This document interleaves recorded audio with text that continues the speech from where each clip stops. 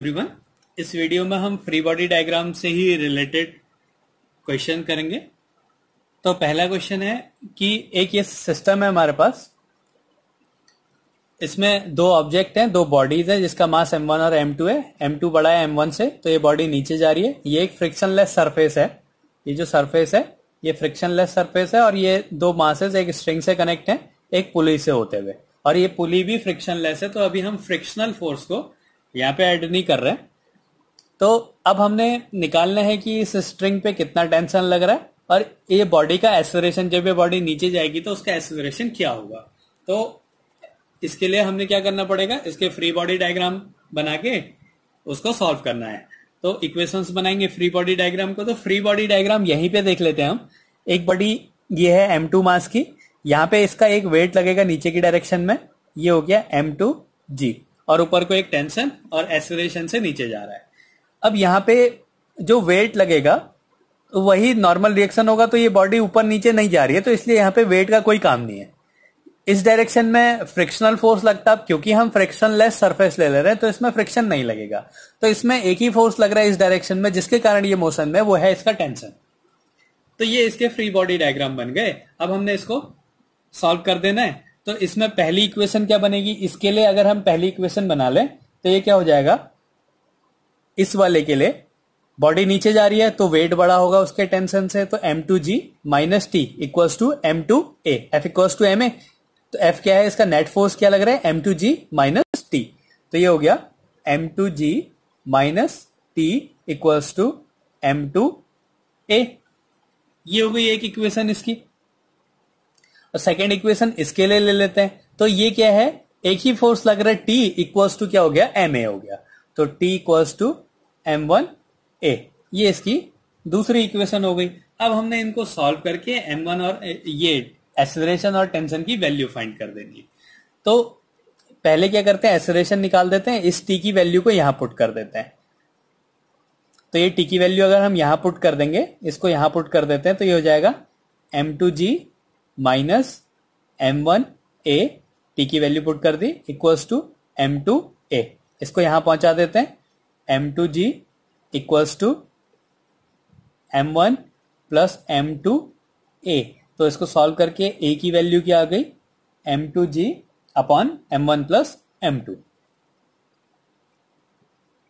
ये आ गया इसका एक्सेलरेशन की बॉडी किस एक्सेलरेशन से नीचे को जाएगी। अब एक्सेलरेशन हमें पता है, तो टेंशन की वैल्यू क्या हो जाएगी, इसमें पुट कर देते हैं। तो T equals to m1 m2g upon m1 plus m2। तो ये हो गया, a की वैल्यू पुट कर दी, m2g upon m1 plus m2, उसकी m1 से मल्टीप्लाई कर दी। तो ये आ गया इसका टेंशन। तो ये इसका टेंशन है। तो ये इसका सॉल्यूशन हो गया। फ्री बॉडी डायग्राम बनाने फिर क्या कर देना है, फोर्स को ma के इक्वल कर देना है। इसका जो नेट फोर्स है m2g और ऊपर माइनस टी हो गया क्योंकि बॉडी नीचे जा रही है, इक्वल्स टू m2a। इसमें मोशन के लिए सिर्फ यही फोर्स रिस्पॉन्सिबल है, तो t इक्वल्स टू m1a। तो ये हो गया एक क्वेश्चन। अब इसके बाद दूसरा क्वेश्चन है, ये एनसीईआरटी का क्वेश्चन नंबर 5.6 है एक्सरसाइज का। इसमें क्या कहता है, कंडीशन क्या कह रहा है इसकी, कि एक ऑब्जेक्ट है, पहले वो एक स्ट्रिंग से ऐसे लटका हुआ है, ये ऐसे लटका हुआ है, और इस ऑब्जेक्ट का जो मास है m इक्वल्स टू 6 kg है। ये जो है 6 kg का मास है, और जो इसकी लेंथ है वो 2 मीटर है, 2 मीटर इसकी लेंथ है। फिर क्या कहता है, इसको बीच से यहां पे से एक 50 न्यूटन का फोर्स लगा के इसको खींच दिया। तो इसको खींचने के बाद जो ये स्ट्रिंग है, ये वर्टिकल से जो एंगल बनाएगी उसको हमने फाइंड करना है। तो इसको खींच दिया, तो फिर कंडीशन कैसी बन गई, ये ऐसे खींच दिया बीच से, तो ये जो है इस पे फोर्स लग रहा है 50 न्यूटन का, ये 50 न्यूटन का फोर्स लग रहा है। तो ये जो वर्टिकल से जो एंगल बनाएगा थीटा, इसकी वैल्यू हमने फाइंड करनी है। और ये मास है इसका m, जिसकी वैल्यू है 6 kg। अब हमने इसको सॉल्व करना है।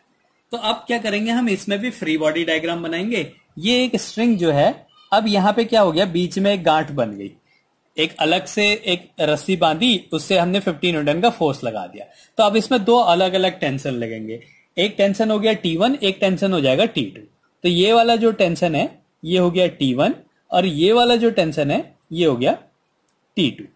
अब क्या है, इस T1 के दो कंपोनेंट्स हैं, एक होगा हॉरिजॉन्टल कंपोनेंट, एक वर्टिकल। जहां पे एंगल बन रहा है वहां पे उसका हॉरिजॉन्टल कंपोनेंट होगा। तो इसको थोड़ा सा बड़ा करके बना देता हूं इस डायग्राम को।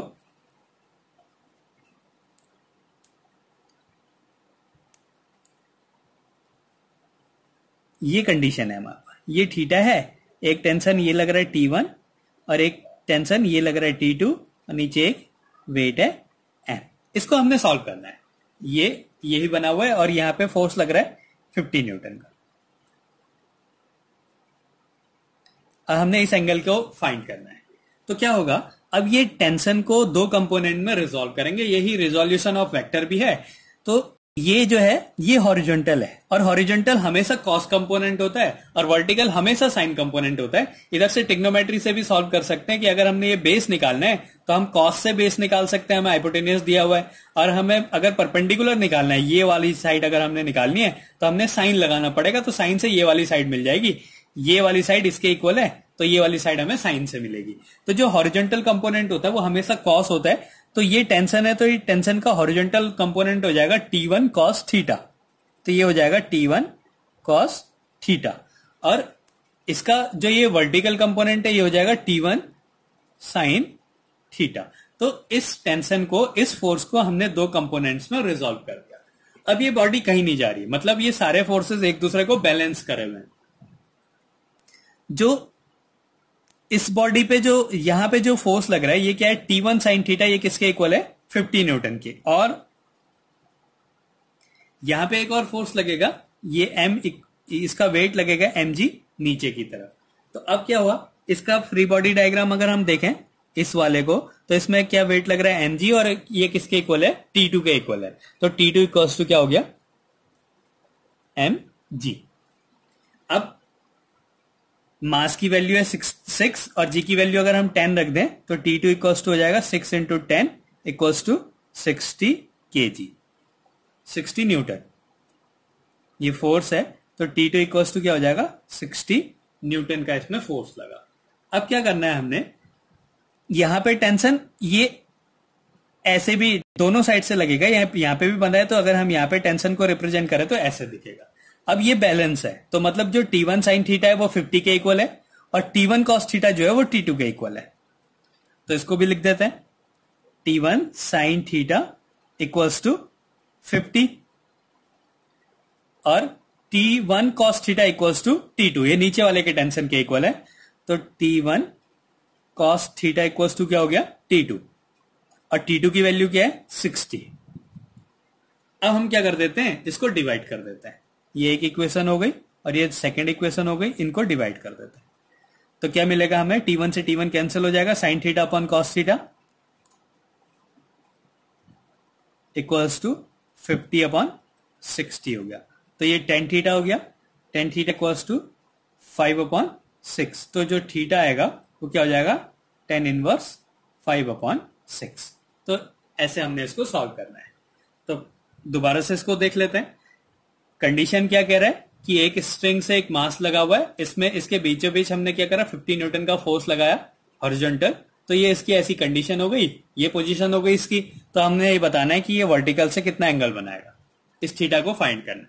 तो पहले इसका फ्री बॉडी डायग्राम बनाया, इसमें नीचे की तरफ वेट लग रहा है mg और ऊपर को लग रहा है T2। तो ये T2 mg के इक्वल हो गया क्योंकि ये बॉडी ऊपर नीचे कहीं नहीं जा रही है। तो मास की भी वैल्यू रख दी और जी की भी वैल्यू रख दी, तो 60 न्यूटन का फोर्स आ गया। जो T2 की वैल्यू है 60 न्यूटन है। फिर हमने क्या करा, यहां पे इसका फ्री बॉडी डायग्राम बना दिया। तो इसमें इस डायरेक्शन में फोर्स लग रहा है T1 sin थीटा और इधर को लग रहा है 50 न्यूटन, ये बैलेंस है दोनों। तो T1 sin theta equals to 50 newton हो गया। दूसरा T1 cos theta equals to T2। जैसे यहां पे टेंशन लग रहा है T2 इस डायरेक्शन में, तो यहां के लिए भी टेंशन लगेगा T2 इस डायरेक्शन में। तो T1 cos theta equals to T2 हो गया। T2 की वैल्यू हमें पता थी 60, इसको सॉल्व कर दिया, थीटा आ गया tan इनवर्स 5 अपॉन 6। तो इस तरीके से हम इसको सॉल्व करते हैं। केस है, ये एक इंक्लाइन प्लेन है, ये प्लेन जो है हॉरिजॉन्टल से थीटा एंगल बना रहा है इसमें यहाँ पे एक M1 मास की बॉडी है और ये M2 मास है। ये एक पुली से कनेक्ट है। इसमें जो ये जो स्ट्रिंग है इसमें टेंशन लग रहा है T और ये ऐसे बॉडी नीचे जा रही है तो ये एक्सेलरेशन की डायरेक्शन है। अब हमने क्या करना है, इसमें भी एक्सेलरेशन और टेंशन, जो बॉडी का एक्सेलरेशन है और जो स्ट्रिंग में टेंशन लग रहा है, इसको फाइंड करना है। तो पहले हमने क्या करना पड़ेगा, इसके फ्री बॉडी डायग्राम के लिए यहाँ पे फोर्सेस को रिप्रेजेंट करना पड़ेगा। तो इसका तो सीधे सीधे इसमें एक नीचे को वेट लगेगा M2G और ऊपर को लग रहा है T, तो इसका अगर हमने फोर्स को लिखना है तो क्या लिख देंगे, M2G minus T equals to M2A। अब हमने इसको बनाना है, तो इसमें क्या है, वेट, जो वेट है वो हमेशा नीचे की डायरेक्शन में लगता है, तो ये इसका वेट लगेगा M1G, ये वेट है। अगर ये एंगल थीटा है तो अगर मैं यहां से ये ऐसे बनाऊं तो ये एंगल भी थीटा होगा। ये थीटा है, इसको नीचे मिलाएंगे 90 हो जाएगा, ये 90 माइनस थीटा, और ये इस पे परपेंडिकुलर ड्रॉ किया है तो ये अगर 90 माइनस थीटा है तो ये थीटा हो जाएगा। क्या किया, ये अगर नीचे मिलाएंगे तो ये 90 है, ये थीटा है, तो ये वाला 90 माइनस थीटा होगा, और ये जो लाइन है इस सरफेस पे परपेंडिकुलर है, तो ये जो एंगल बच गया, ये आधा एंगल 90 माइनस थीटा है, तो ये बचा हुआ एंगल क्या हो जाएगा, थीटा हो जाएगा। तो ये तो हो गया। अब ये mg है तो इसका ये हॉरिजॉन्टल कंपोनेंट क्या हो जाएगा, mg cos थीटा हो जाएगा, m1g cos थीटा। और इसमें इस डायरेक्शन पे एक फोर्स लगेगा, ये हॉरिजॉन्टल कंपोनेंट, ये वर्टिकल कंपोनेंट, ये हो जाएगा m1g sin थीटा। ये फोर्सेस बन गया इसमें, और इसमें एक रिएक्शन लगेगा ऊपर को R। अब हमने क्या करना है, इसका फ्री बॉडी डायग्राम बनाना है। तो बॉडी को मोशन में लेके आना है, तो हमारा जो नॉर्मल रिएक्शन है और m1g cos थीटा ये इक्वल है, बॉडी ना नीचे जा रही है ऐसे और ना ऐसे ऊपर जा रही है, तो मतलब हमने इन दोनों को नहीं लेना है। तो मोशन किसके कारण हो रहा है, m1g sin थीटा और t, ये वाले जो कंपोनेंट है। तो इसका फ्री बॉडी डायग्राम अगर हमने बनाना है तो इसमें क्या लेंगे, फोर्स, बॉडी जा रही है ऊपर तो t बड़ा है, तो t minus m1g sin theta equals to m1a। यहां पे बॉडी नीचे जा रही है तो m2g minus t equals to m2a। तो पहले इसके लिए बना देते हैं, m2g minus t equals to m2a। ये तो हो गया इस वाले के लिए। अब इस वाले के लिए t बड़ा है तो t minus m1g sin theta, m1g sin theta equals to m1a। अब हमने इन दोनों इक्वेशंस को सॉल्व करना है। ये एक इक्वेशन हो गई, ये दूसरी इक्वेशन हो गई। इन दोनों इक्वेशंस को सॉल्व करके t और a की वैल्यू फाइंड करनी है। तो हम क्या कर देते हैं, पहले इन दोनों को ऐड कर देते हैं, दोनों इक्वेशंस को ऐड कर देते हैं। तो ये t माइनस का, ये t प्लस का है, तो कैंसिल हो जाएंगे और ये दोनों ऐड हो जाएंगे algebraically. m2g minus m1g sin theta equals to m1 plus m2a। ये आया सॉल्व करके। तो यहां से एक्सेलरेशन की वैल्यू आ जा रही है m2g minus m1g sin theta upon m1 plus m2। ये आ गया इसका एक्सेलरेशन। यहां पे भी g कॉमन आ सकता है, तो ये हो गया m2 minus m1 sin theta into g upon m1 plus m2। ये आ गया इसका एक्सेलरेशन। अब हमने निकालना है टेंशन। तो इस वाले फॉर्मूले में, इस वाले इक्वेशन में वैल्यू पुट कर देते हैं। तो पहले यहां से t की वैल्यू निकाल देते हैं। t इक्वल्स टू क्या हो जाएगा, m2g माइनस m2 कॉमन आ गया, g माइनस a हो गया।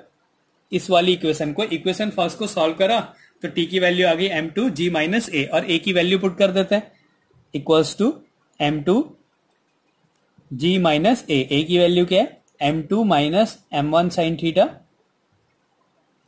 Into g upon m1 plus m2। g common आ गया तो ये हो गया m2g बचा 1 minus m2 minus m1 sin theta upon m1 plus m2। LCM ले लिया, ये हो गया m1 plus m2 minus m2 plus m1 sin theta upon m1 plus m2, तो ये हो गया। इन दोनों में m1 कॉमन आ जा रहा है, m1 m2g, बचा क्या, ये हो गया 1 plus sine theta upon m1 plus m2। ये इसका सॉल्यूशन आ गया, 1 plus sine theta upon m1 plus m2। तो ये इसका टेंसर आया। इस तरीके से हमने क्या करना है, अगर कोई इंक्लाइंड प्लेन दिया हुआ है तो उसके लिए हमने फ्री बॉडी डायग्राम को बना देना है। जैसे ये थीटा है तो ये वाला भी थीटा होगा, तो ये अगर परपेंडिकुलर ड्रॉ करेंगे तो वो हमेशा m1g cos थीटा होगा, और ये वाला m1g sin थीटा होगा। तो मोशन इस डायरेक्शन में हो रहा है, तो हम क्या लेंगे, यही वाले कंपोनेंट लेंगे। तो इससे ये सॉल्व करते हैं। तो इस तरीके से हम इनके क्वेश्चंस को सॉल्व करते हैं।